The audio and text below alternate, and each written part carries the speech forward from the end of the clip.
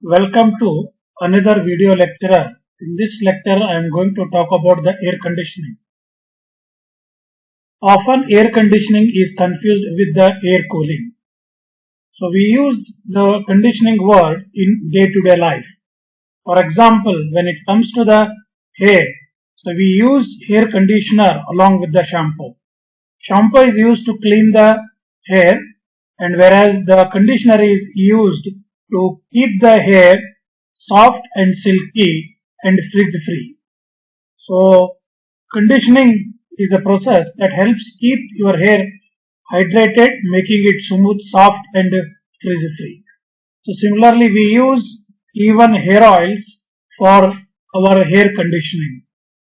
So conditioning means keeping any process under control. It means recommended parameters which are comfortable for the human beings. Try to understand little more about the air conditioning. So consider you are sitting in a room and where the air cooler is there. When you put on the air cooler, you will start getting the cold breeze as the air is passing over the air particles. If the same thing continues for several hours, so you start feeling discomfort because the room will be filled with the small droplets of water. So it means the air has become humid. So now we started feeling uncomfortable. So if you provide a window there, or if you open the window if it is already existing there, again the humidity of the air goes down. It means air becomes little dry. Again you start feeling comfortable. So if the window is kept open for hours together, then again you will start feeling uncomfortable because now the air is becoming dry. It means it is becoming dehumidified. In this way, the air conditioning means it is not only the temperature of the air, along with the humidity also plays a very important role. Let's see what are the parameters which will define the air condition. First one is the temperature. As we know that one, the human feel very comfortable if the temperature is between 30 degrees centigrade to 37 degrees centigrade. So this range we call it as a comfortable range for the human beings. So we wanted to maintain the temperature of the air between this range. Next is the humidity. The humidity is nothing but it is the amount of water vapor which is present in the air. There are two ways by which we talk about the humidity. One is the absolute humidity, another is the relative humidity. Absolute humidity is the mass of water vapor divided by the mass of dry air in a volume of air at a given temperature. So relative humidity is the ratio of the current absolute humidity to the highest possible humidity depends on the current in temperature. So if the relative humidity is 100% means the air is saturated with the water vapor. So human being feel comfortable if the humidity is in the range of 40% to the 60%. Another advantage of keeping this humidity in this range is that so it will also affect on the formation of the bacteria, viruses, fungus, dust particles. So if the humidity is too low, it is uncomfortable. If the humidity is too large, it is also uncomfortable. The optimum range of the humidity is there between 40% to the 60%. Next is the air movement. The air at which velocity it is moving, it also plays a important role on the human comfort. In case of summer, if a breeze comes, you will feel cool because the sweat which is formed on the skin, it get evaporated, you get a feeling of cooling. If the same thing happens in the winter, so you won't feel comfortable. In fact, you feel uncomfortable. So the optimal air movement we have to maintain. The next one is the radiant temperature. So radiant temperature is the one which refers to the temperature of the surroundings in which you wanted to maintain the condition of the air.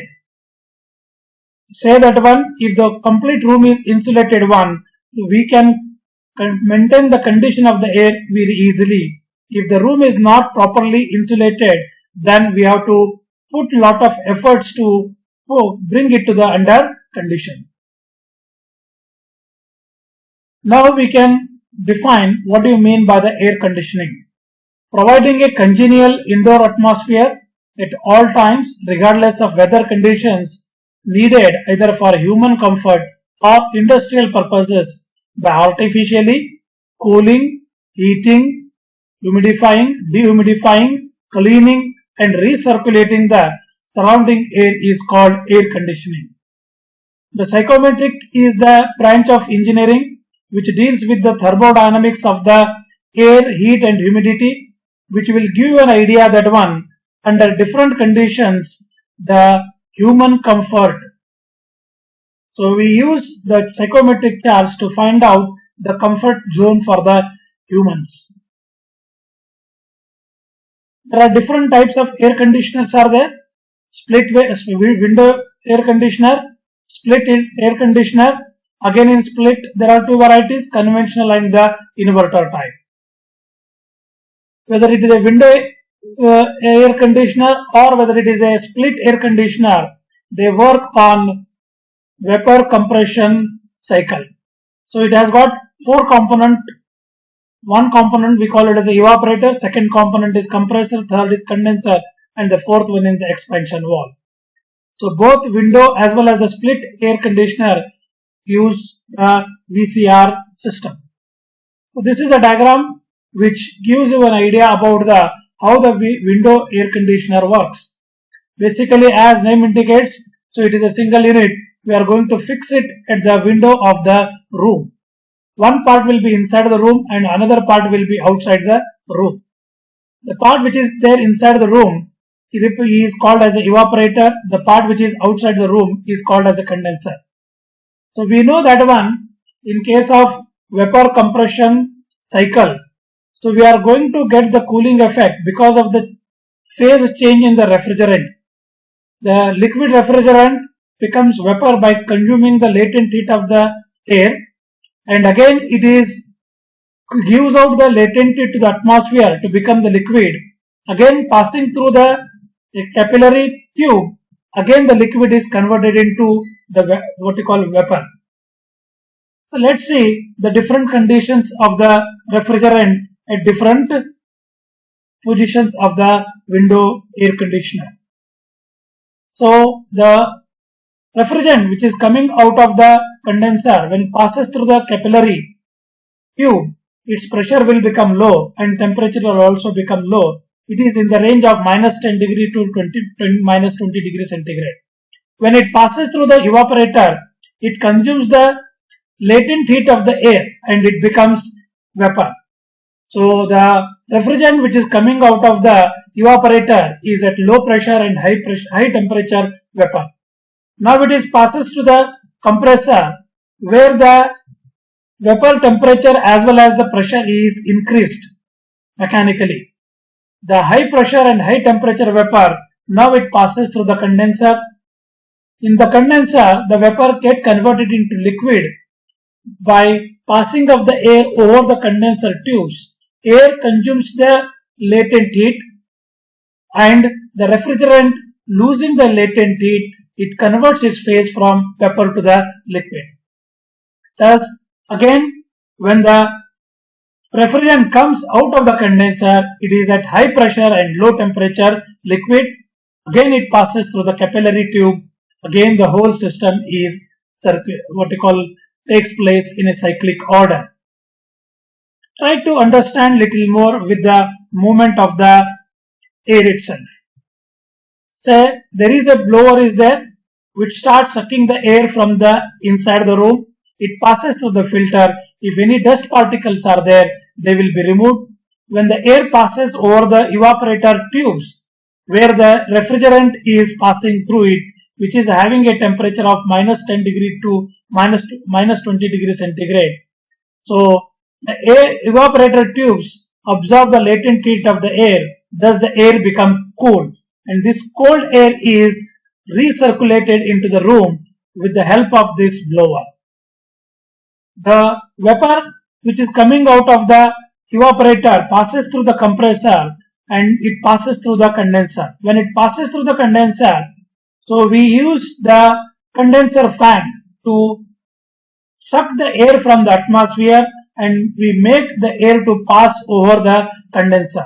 When the air passes over the condenser, it absorbs the latent heat of the vapor and the vapor get converted into the liquid one. In this way, the hot air is pumped into the atmosphere. So this is the simple working principle of the window air conditioner. So let's look at the movement of the refrigerant in different stages of the window air conditioner. So a small simulation is shown here. The liquid refrigerant is coming at high pressure from the condenser. It goes to the low pressure and low temperature. It passes through the evaporator. It becomes vapor. The temperature is little bit high. Again it goes to the compressor. High temperature, high pressure. Again it passes through the condenser. Again the phase transformation takes place. It becomes liquid. So this is continued throughout the cycle as long as you are keeping the window air conditioner on. Along with this, some certain sensors are arranged in the window air conditioner to control the humidity, to control the temperature. Thermostat and humidostat are the two equipments which are generally equipped with the window air conditioner to control the temperature of the air and to control the humidity. The principle of split air conditioner are also same. The unit which is inside the room we call it as an evaporator. The unit which is outside the room we call it as a condenser. So here also the same vapor compression cycle takes place and keep the room cool. Let's have a look at the comparison between the window air conditioner and the split air conditioner. In case of window air conditioner, heat exchanger, compressor, motor, connecting pipes all are in a single window.